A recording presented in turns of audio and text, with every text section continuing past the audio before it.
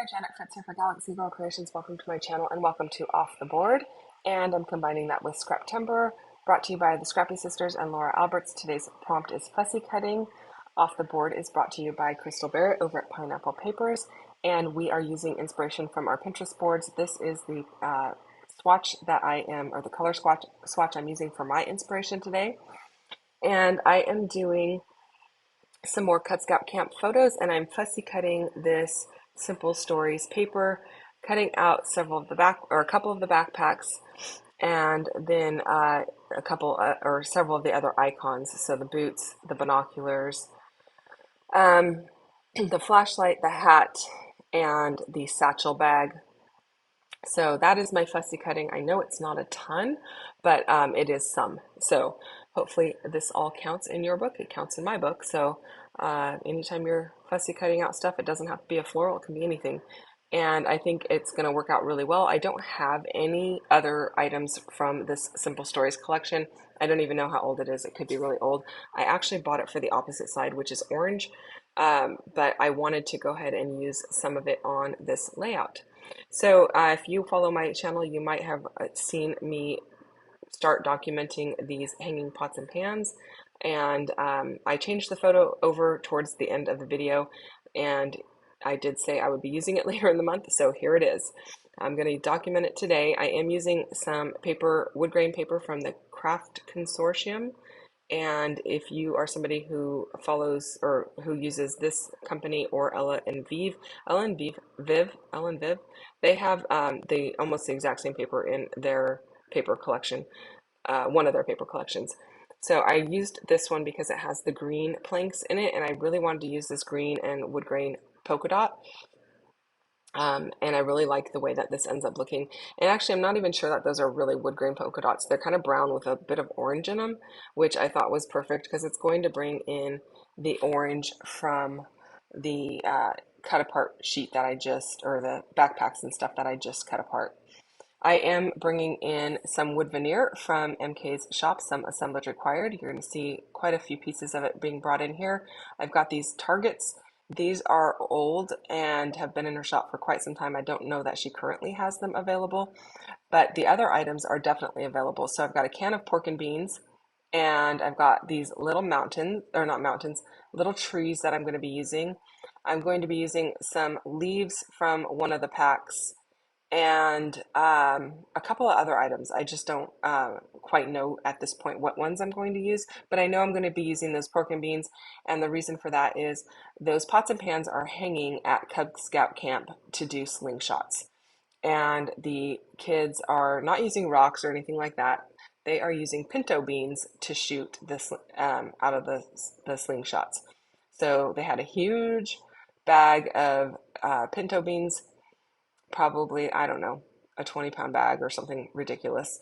And um, a few of the parents were thinking, oh, we shouldn't leave all of the beans on the ground because we're going to end up growing beans and all of that good stuff, which, yeah, I guess that is possible, but it was just kind of funny. That was the thought on their mind. So they were making sure they picked up all of the beans. Anyway, it's kind of a funny story, and definitely wanted to document it and document how we did slingshots at camp. And I am tearing this paper on the right hand side to bring more of the color over to the right hand side, but I definitely want to use some of that brown cardstock, which is very unusual for me. I don't usually use cardstock on anything, but this was in my scrap bin and it's been in there for quite some time. So I thought I'm going to go ahead and use that just peeking out. And I think it works just fine to bring in another layer. I am inking everything up with some walnut stain distress ink to give them a more defined edge and create more contrast between my layers. In reality, some of these layers are going to get covered up because I'm going to add a few other things here to not intentionally cover them up, but to add to my layout. So I have a white piece of paper in the background here. This is just for measurement purposes because my corner is torn off my paper on the right hand side, and I want to make sure I get the pieces added on there straight and not cockeyed, so that it's not like 12 inches at the bottom, which I have a corner to measure with, but then having it like cockeyed where it's like 12 and a half or 12 and a quarter at the top. So I'm just using that white paper for that purpose. Now I am layering up several pieces of that, those pieces that I cut out of that paper at the bottom here, and just playing with them, trying to figure out what I want. There's also a field journal, I believe there, or field notes book in that same green. And then I'm just kind of playing around trying to figure out what exactly I want to do and where I want things. Originally, I thought I might do 2 areas, and then I switch over to doing 3. So I've got a visual triangle, and I really like how that's looking. It does mean I need an additional piece in this upper left-hand corner. And so I'm going to go with this orange backpack to bring in a little bit more orange up to this area, because I do have a flashlight in the bottom cluster and I have a pair of binoculars in the right-hand cluster, and those are all orange to bring orange into each one of those areas. I like the addition of the hat and the bag, bringing in some of the tan. I think that looks really cute. And I know something's missing, but I'm not sure what until I figure out. I want to add some of these trees. Now, these trees were gifted to me by my friend Lynn. Thank you, Lynn. I'm finally using them. And I'm just spraying them with a couple of different Dylusions inks. And I'm using Fresh Lime is the brightest green. I think Dirty Martini is the next green. And then the darkest green is Chopped Pesto. And then Melted Chocolate for the trunks. And I like the way that those are looking. I like the variation of the colors. I don't want them all to be a flat, like a solid green. I want them to be have variation to them. And so those are going to be perfect on my layout. I'm just going to go ahead and start layering those up and see how they look. I really like how they look, and I'm pretty happy with the way they turned out. I'm just layering them along where the papers all join. You can still see that there's some brown paper back there. You can also still see that there is torn paper, and I think that works fine. I don't need everything to show, and that is kind of the way it goes with layering. You don't need to see everything, but you get the visual idea that there are layers, because you can see it in bits and pieces. And I think that is kind of the interesting thing about scrapbooking. When you look at the overall layout or picture, you see you see it as a whole, but then when you start looking at all of the little pieces, you see that there's lots of different things layered in, and I think that's super fun.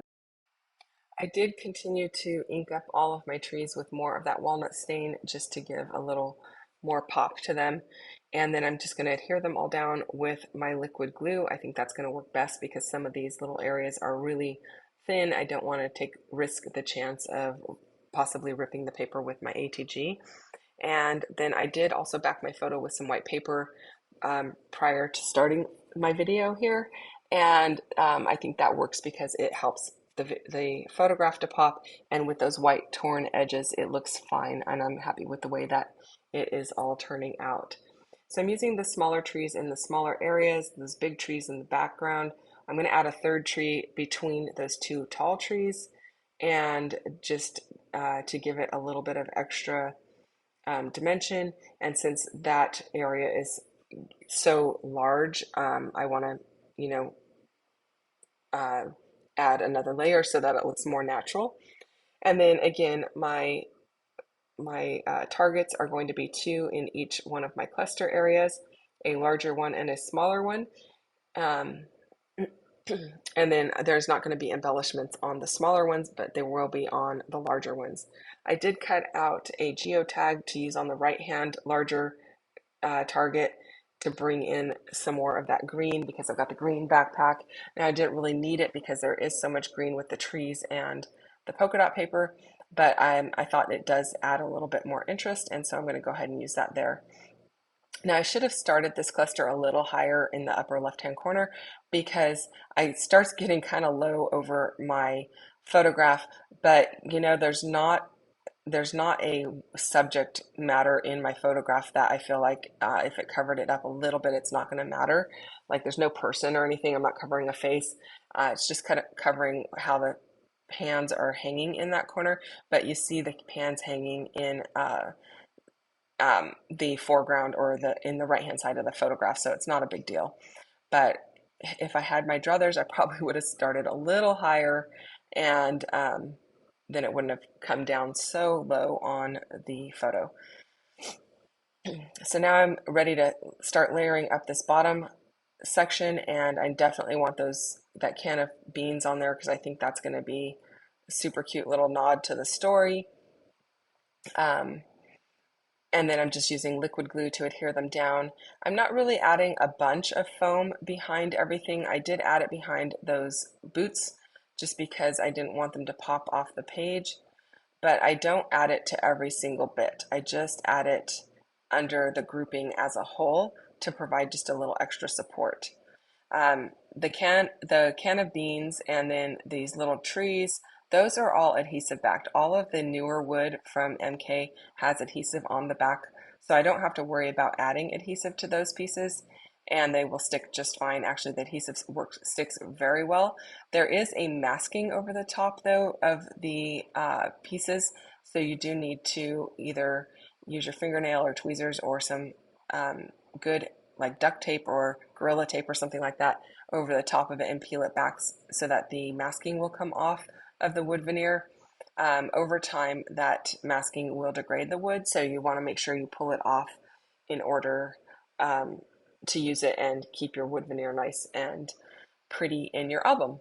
So I am using a compass in the upper right hand corner and the little tree scene in the upper left hand corner. And then I added a little leaf to each one of my clusters, and I'm really happy with the way that came out, you guys. I think it's super cute. I'm going to work on my title here, and my title is just going to be Slingshots. I started at the top of the photo, but the S was hanging off at the end, and so I moved everything to the bottom where there's just a tad bit more room, and then it doesn't look like it's hanging off. Now I am going to add a label for journaling because I didn't really leave myself space. I could actually do some journaling in a white pen underneath the HOTS of Slingshots on top of that wood grain background, and I don't mind that idea, but I decided to go in and add a label instead. And I really like this better. I'm using a stamp from Elizabeth Craft Designs. I'm fussy cutting it out. I stamped it in walnut stain. I'm just going to fussy cut it out. I am going to run my foam applicator over the top of it with the walnut stain on it. I'm not dipping it into the walnut stain or anything. I'm just going to run it over the top so it's not quite such a bright white. It just gives it, kind of dulls it down a little bit.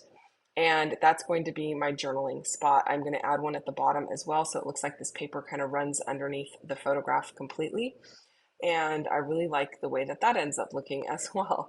I think it with that faux torn edge, it gives it a really good detail to match with the rest of the layout because it already has those torn edges.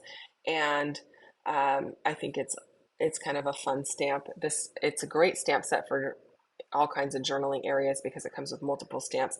I will link it down below so that you can check that out if that's of interest to you.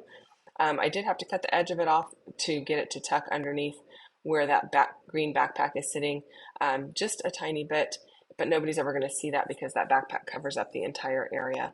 I will just replace my letters from my title there, and it'll just have a little bit of room underneath to finish out the journaling from up top, and I think that works well, and I'm really happy with the way that this turned out, you guys.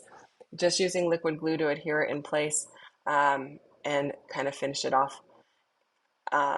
I do go back in and add a little bit of white mist and green mist to my cluster areas. You'll see that better in the close-ups.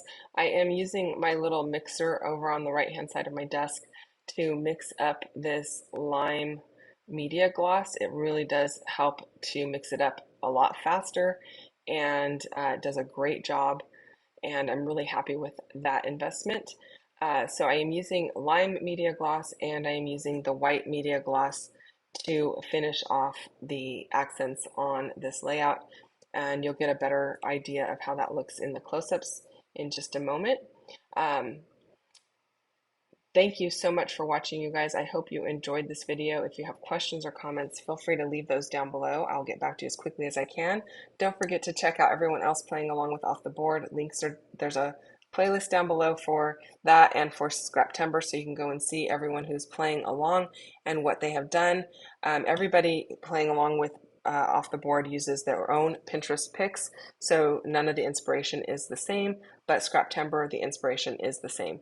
So go and check that out. Thank you so much for watching. Hit the thumbs up button if you enjoyed this, and I will see you guys again soon. Bye-bye.